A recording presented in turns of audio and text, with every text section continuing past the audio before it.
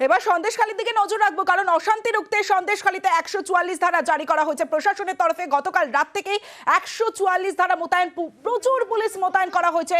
এবং গত 3 দিন ধরে যে অশান্তির ছবি আমরা সন্দেশখালীতে দেখেছিলাম, সেই ছবিটা আজ কোথাও যেন বদলে গেছে। কারণ কড়া প্রশাসনের তরফ থেকে মাইকিং করা হচ্ছে, প্রচুর পুলিশ মোতায়েন করা হচ্ছে। 144 ধারা জারি। জমায়েত হবেন না।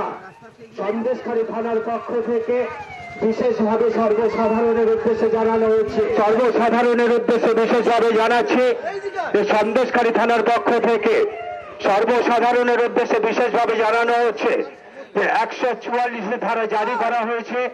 তাই আপনারা অশান্তি রুখতে কড়া প্রশাসন। আমাদের সঙ্গে আমাদের প্রতিনিধি জিয়াউল আলম রয়েছে, জিয়াউলের সঙ্গে কথা বলবো। জিয়াউল, গত 3 দিন ধরে যে পরিস্থিতির ছবি আমরা দেখেছিলাম সন্দেশখালীতে, আজ ছবিটা একেবারেই বদলে গেছে। কারণ কড়া প্রশাসন, কি কি ব্যবস্থা নেওয়া হয়েছে? কারণ পুলিশ পিকেট রয়েছে, মাইকিং রয়েছে, আর কি কি ব্যবস্থা নেওয়া হয়েছে? দেখো, একেবারে গত 3 দিন ধরে অর্থাৎ বুধ, বৃহস্পতি এবং শুক্রবার যেভাবে আমরা দেখেছি দফায় দফায় সংঘর্ষ হয়েছে, দফায় দফায় উত্তপ্ত হয়েছে, অগ্নিগর্ভ হয়েছে। শুধুমাত্র সন্দেশখালী দ্বীপেই কিন্তু সেটা সীমাবদ্ধ ছিল না। তারপর থেকে জেলিয়াখালী গতকাল দুপুর থেকে সেখানে একেবারে অগ্নিগর্ভ অবস্থা।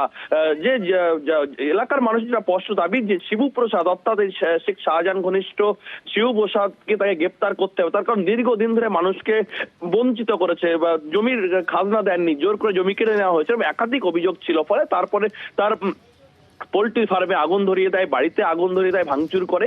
তারপরেই কিন্তু গতকাল এই অবস্থা ছিল। তারপরে কিন্তু প্রশাসন শক্ত হাতে দমন করার চেষ্টা করে। অর্থাৎ গতকাল শুক্রবার রাত 9টা থেকে কিন্তু একেবারে পরিষ্কার করে স্পষ্টভাবে জানানো হয় 144 ধারা, অর্থাৎ সন্দেশখালী থানা যে চত্বর এলাকা রয়েছে, একেবারে ওই সন্দেশখালী নেজার থানার আগ পর্যন্ত, অর্থাৎ রামপুর থেকে একেবারে তোমার জেলিয়াখালী, সন্দেশখালী সহ একাধিক এলাকা কিন্তু একেবারে 144 ধারা, অর্থাৎ কোন রকম ভাবে ইন্টারনেট পরিষেবা বন্ধ করা হয়। 144 ধারা জারি করা হয়। অবৈধভাবে কোনো জমায়েত করা যাবে না। অর্থাৎ গত 3 দিন আমরা দেখেছি যে গ্রামের মহিলারা তারা কিন্তু লাঠি সোটা নিয়ে বেরিয়ে এসছেন, ভাঙচুর করেছেন, লুটপাট করেছেন তারাও। ফলে সেটা রোখার জন্যই কিন্তু এই 144 ধারা। এবং আজকে কিন্তু সম্পূর্ণ চিত্রটা উল্টো, অর্থাৎ আজকের কোনো জমায়েত এখনো পর্যন্ত লক্ষ্য করা যায়নি।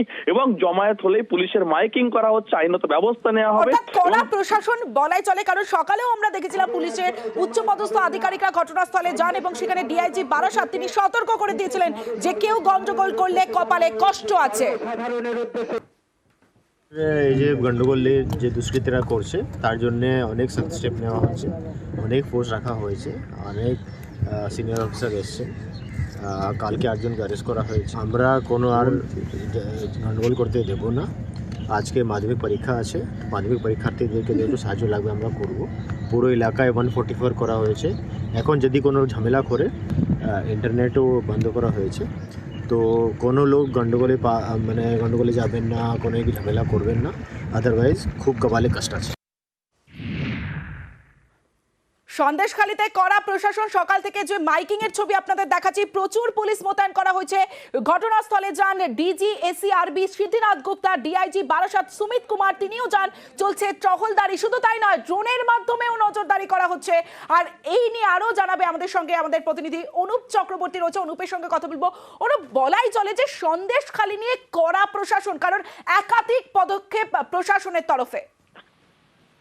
একেবারে সন্দেশখালী নিয়ে কিন্তু একেবারে কড়া প্রশাসন। সেই কারণে কিন্তু সকাল থেকে লক্ষ্য করা যাচ্ছিল যে পুলিশের পক্ষ থেকে যেভাবে এলাকা ডমিনেট করা হচ্ছিল, তার পাশাপাশি উচ্চপদস্থ আধিকারিকদের তরফ থেকে কিন্তু রুট মার্চ করা হচ্ছিল। সিদ্ধিনাথ গুপ্তা নিজে কিন্তু একেবারে রুট মার্চ করে এলাকার মানুষের কথা বলে, সেই ছবি একেবারে স্পষ্ট। সাধারণ মানুষ তারা কিন্তু যে ভয়ের কথা, আতঙ্কের পরিবেশ তৈরি করা হয়েছিল, সেই সমস্ত বিষয় কিন্তু একেবারে তাকে জানান এবং তাদের নাম নথিভুক্ত করা হয়েছে কোনো ভয় না পেয়ে বাড়িতে থাকার বার্তাও দেওয়া হয়েছে পুলিশের পক্ষ থেকে। শুধু অন্যদিকে দেখলে দেখা যাবে গতকাল রাত থেকে 144 ধারা জারি করা হয়েছে, যার ফলে মিছিল মিটিং বা কোনো কিন্তু আন্দোলন করা সেখানে কিন্তু বারণ করা হচ্ছিল অফিসিয়ালি ভাবে। পুরো বাড়ি ভাঙচুর থেকে শুরু করে আগুন লাগানো যে পরিস্থিতি হচ্ছিল, সেই ঘটনা যাতে পুনরাবৃত্তি না হয় সে কথাও কিন্তু স্পষ্ট করা হচ্ছিল। এবং এখানেই কিন্তু শেষ নয়, শুধুমাত্র দেখা গেল যাতে ব্যক্তি জমায়েত না করে, কোনো আন্দোলনকারী জমায়েত না করে, সেখানে কিন্তু ড্রোন উড়িয়ে সেই নজরদারি করা হয়। এবং পুলিশের পক্ষ থেকে বারবার কিন্তু রুট মার্চ করা হচ্ছিল এবং সাধারণ মানুষকে বার্তা দেওয়া হচ্ছিল যাতে তারা রাস্তায় স্বাভাবিক জীবনযাপন আগের মতো।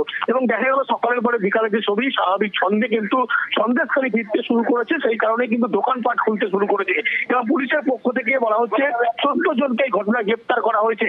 ইতিমধ্যেই যে সমস্ত আগুন লাগার ঘটনা ঘটেছিল গতকাল, তাদেরকেও কিন্তু আরো আটক চিহ্নিত করার কাজ চলছে। সব মিলিয়ে বলা যায় সন্দেশখালী ঘটনা নিয়ে পরবর্তী ক্ষেত্রে কড়া মনোভাব কিন্তু একেবারে প্রশাসনের।